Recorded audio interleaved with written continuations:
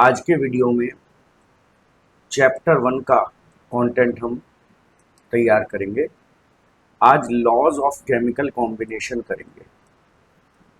कोई भी एग्ज़ाम हो उसमें लॉज ज़रूर पूछते हैं 1 या 2 नंबर में, तो लॉज ऑफ केमिकल कॉम्बिनेशन तैयार कर लेते हैं। आज पहली लॉ है हमारी लॉ ऑफ कंजर्वेशन ऑफ मास, ठीक है। दूसरी लॉ कौन सी है? दूसरी लॉ है लॉ ऑफ मल्टीपल प्रोपोर्शन, ठीक। तीसरी लॉ कौन सी है? एवोगैड्रोस लॉ, इसको एवोगैड्रोस हाइपोथेसिस भी कहते हैं। चौथी लॉ है गे-ल्यूजेक्स लॉ ऑफ कंबाइनिंग वॉल्यूम, और एक सबसे इंपॉर्टेंट लॉ जो हम शुरू से पढ़ते आए हैं, लॉ ऑफ कांस्टेंट कंपोजिशन, और इसको और क्या कहते हैं? Law of definite proportion. तो ये 5 लॉज की बात आज होगी एग्जाम्पल्स के साथ। तो आप इन 5 लॉज को आज की आज तैयार कर लीजिएगा। आज हमारी डेट है 18 सितंबर 2024, ठीक। 15-20 मिनट के लेक्चर में हम इसको तैयार कर लेंगे। ओके, सबसे पहले हम शुरुआत करते हैं लॉ ऑफ कंजर्वेशन ऑफ मास। आप लोग बहुत अच्छी तरह से इस लॉ को जानते हैं, बहुत आसानी से लिख लेते हैं इसको, और कई तरीके से आप इसको लिखते हैं। What is law of conservation of mass? Mass के बारे में कहा जाता है कि mass can neither be created, mass can neither be created nor be destroyed. It cannot be destroyed during a chemical reaction, ठीक है। क्योंकि लॉज ऑफ केमिकल कॉम्बिनेशन है, तो हम लिखेंगे मास can neither be created nor be destroyed during a chemical reaction, ठीक। अब इसके लिए एक छोटा सा फार्मूला लिखना है। टोटल मास ऑफ रिएक्टेंट्स का total mass that is equal to total mass of products. बात पूरी हो गई है। Total mass of reactants is equal to total mass of products. 2 बातें हो गई। तीसरी बात, इसमें आपको एक एग्जाम्पल दिखाना है। बहुत आसान सा एग्जाम्पल देता हूं। H2 gas, 2H2 gas plus O2 gas, दोनों मिलकर क्या बनाते हैं? 2H2O liquid. यहाँ रिएक्टेंट वाटर का हाइड्रोजन का मास कितना है? 4 ग्राम। ऑक्सीजन का मास कितना है?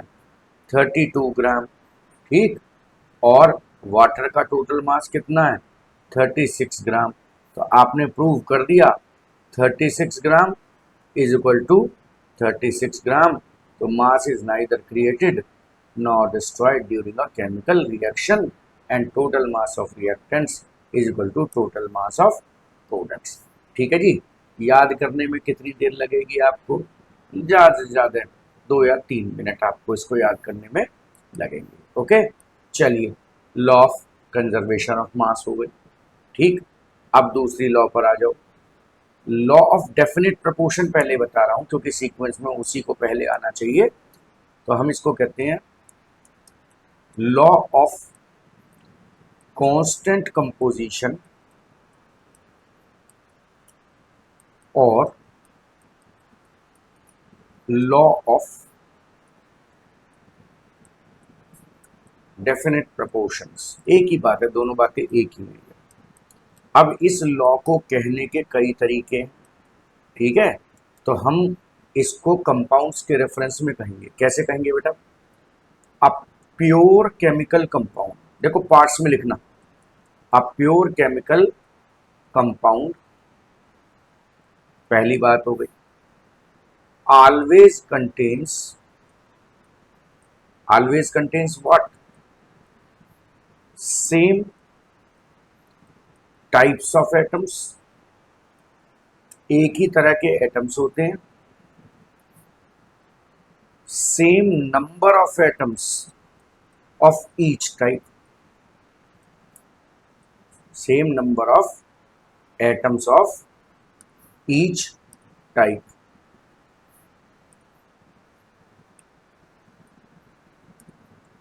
ठीक है जी, same number of atoms of each type. और तीसरी बात, केमिकली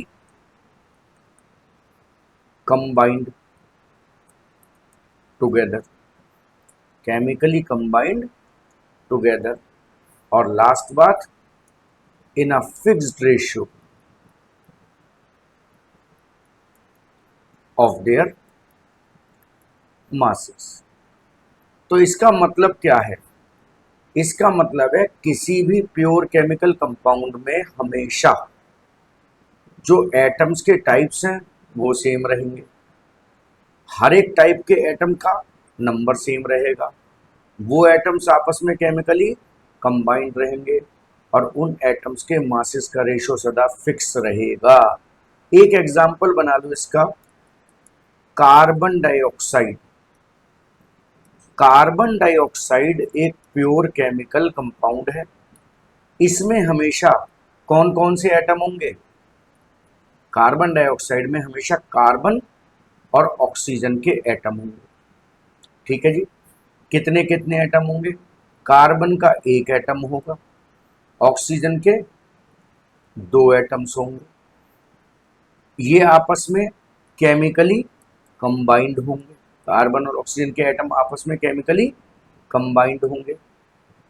कार्बन का मास हमेशा 12 ग्राम होगा, ऑक्सीजन का मास हमेशा 32 ग्राम होगा। तो इनके मास की रेशो क्या होगी? हमेशा इनके मास की रेशो 3:8 ही रहेगी।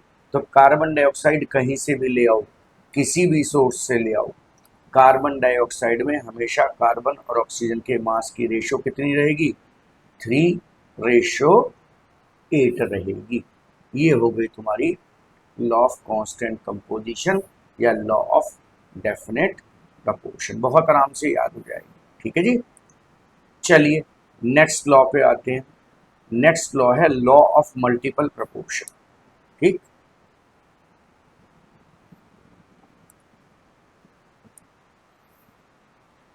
थर्ड लॉ है लॉ ऑफ मल्टीपल प्रपोर्शन। इस लॉ को अक्सर आप गलत लिख देते हैं, तो इसको प्रॉपरली लिखिएगा। When two elements combine to form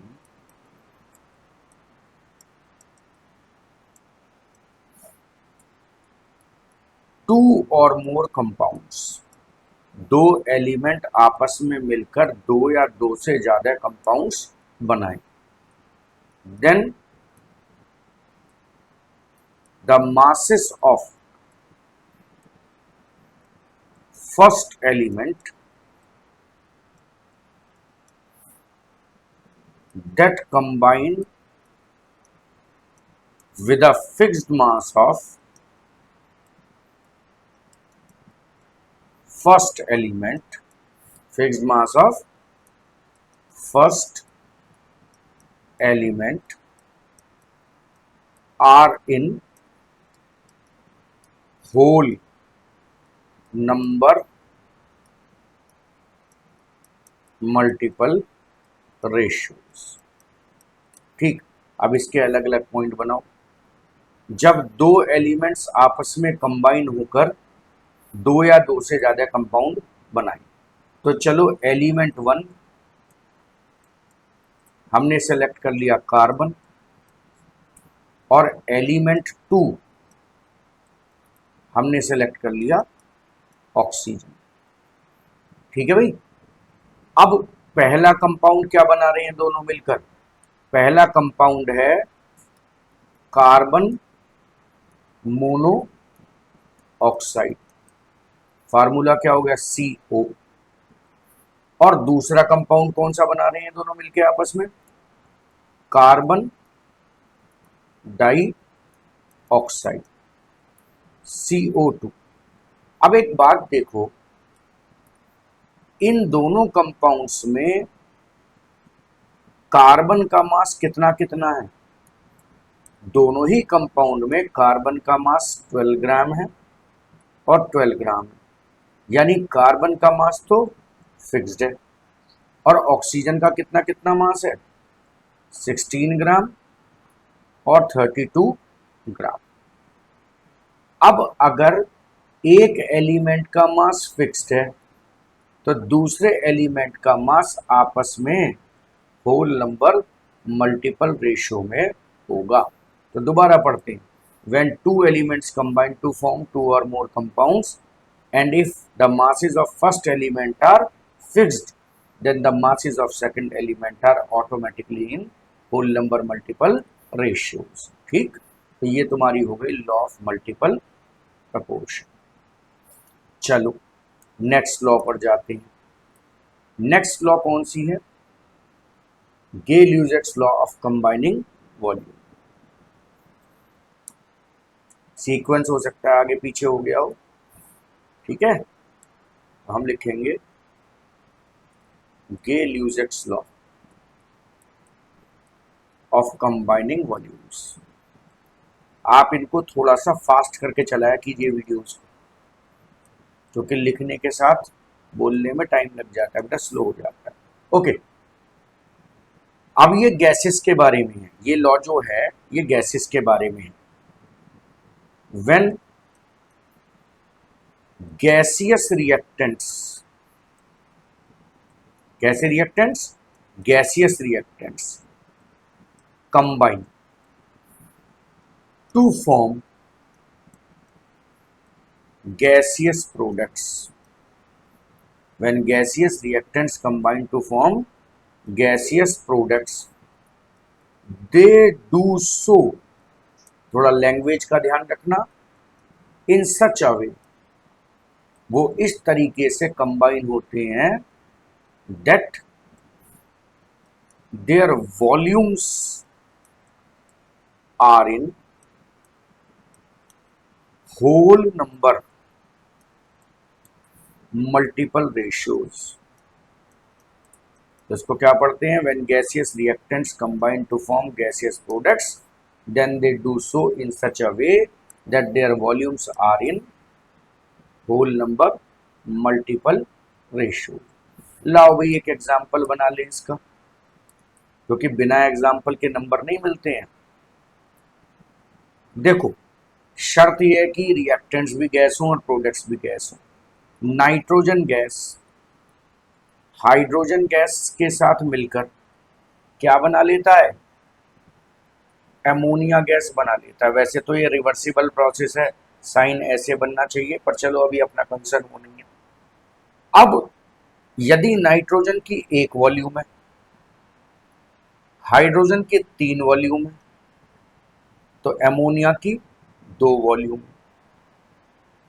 अब अगर तुम्हें ध्यान हो कि 1 मोल गैस कितनी होती थी एसटीपी पर, 22.4 लीटर, ये हो जाएगी 67.2 लीटर, और ये हो जाएगी कितनी 44.8 लीटर। जरा निकालना है इनकी वॉल्यूम्स का रेशो, 1:3:2। तो जब गैसियस रिएक्टेंट्स आपस में कंबाइन होकर गैसियस प्रोडक्ट्स बनाएं तो वो इस तरीके से कंबाइन होंगे कि उनकी वॉल्यूम्स आपस में एक दूसरे का होल नंबर मल्टीपल होंगे। किसी की वॉल्यूम 5 है तो अगले की वॉल्यूम 5, 10, 15, 20, 25 उसी रेशियो में होगी। और सिंपल सी लॉ है, ठीक है, ये हो गई गेल-यूजेक्स लॉ ऑफ कंबाइनिंग वॉल्यूम। और लास्ट क्या है, एवोगैड्रोस लॉ।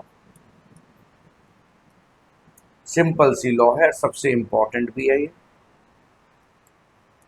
ये क्या बताती है, अब देखो इसे भी बहुत गलत लिखते हो तुम, equal volumes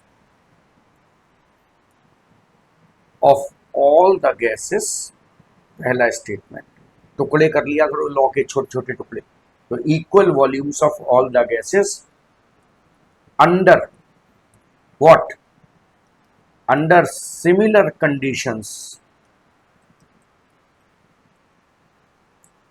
of temperature and pressure contain equal number of molecules, molecules लिख दो, मोल्स लिख दो, वैसे ओरिजिनल बात तो मॉलिक्यूल्स ही है। देखो भाई क्या इलस्ट्रेशन बनेगा, मेरे पास तीन गैस है, नाइट्रोजन, हाइड्रोजन, ऑक्सीजन, अलग अलग गैस है। अब तीनों की जो वॉल्यूम है, तीनों की वॉल्यूम मान लो मेरे पास 22.4 लीटर है, 22.4 लीटर है, 22.4 लीटर है, तो equal volumes of all the gases, इतनी आ गई बात। Under similar conditions of temperature and pressure, temperature 273 kelvin है, 273 केल्विन है, 273 केल्विन है, वॉल्यूम सेम, टेम्परेचर सेम, और तीसरी चीज क्या है, प्रेशर सेम होना चाहिए। तो प्रेशर कितना है भाई, तीनों का प्रेशर है 1 एटमॉस्फेयर, 1 एटमॉस्फेयर और 1 एटमॉस्फेयर। तो अब इनमें जो मॉलिक्यूल्स होंगे वो कितने कितने होंगे, इनमें मॉलिक्यूल्स भी सेम होंगे, इसमें मॉलिक्यूल्स होंगे अप्रॉक्सीमेटली 6 × 10⁻23, इसमें मॉलिक्यूल्स होंगे 6 × 10⁻23 और इसमें मॉलिक्यूल्स होंगे 6 × 10⁻23।